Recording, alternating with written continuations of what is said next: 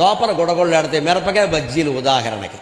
సాయంత్రం బడ్డీ కొట్టువాడు పెట్టాడు కదని ఒకటో రెండే తింటే పర్వాలేదు, వెయ్యి ఇంకా వెయ్యి, ఉల్లిపాయలు దట్టించు, నిలువుగా చీలు. ఆ బజ్జీలో వీళ్ళు అర్థం కాదు, నిలువుగా చీలు పెట్టు, బాగా పెట్టు. అసలు బజ్జీ ఉండేదేమో ఎంత, దానికి కడుపు ఎంత వచ్చింది, మొత్తం 9 నెలల గర్భిణీలో ఉంటుంది, ఇంతలా ఉంటుంది.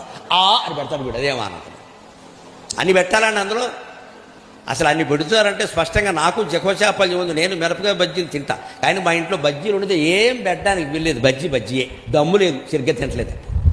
అందులో ఉల్లిపాయ వేసి, క్యారెట్ వేసి, కాకిరెట్ వేసి చేయకూడదు, బజ్జీయే.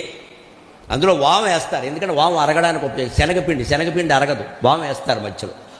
వామాకు వేయచ్చు, వాము వేయచ్చు, అంతే, అదొకటి, ఇంకేముండదు. అప్పుడు ఈ కారం నీకు హాని చేయకుండా ఉంటుంది. వాము వేస్తే మిరపకాయని మధ్యలోకి చీలి వాము పెడతారు, వేయించేయాలి, అలాగే తినాలి.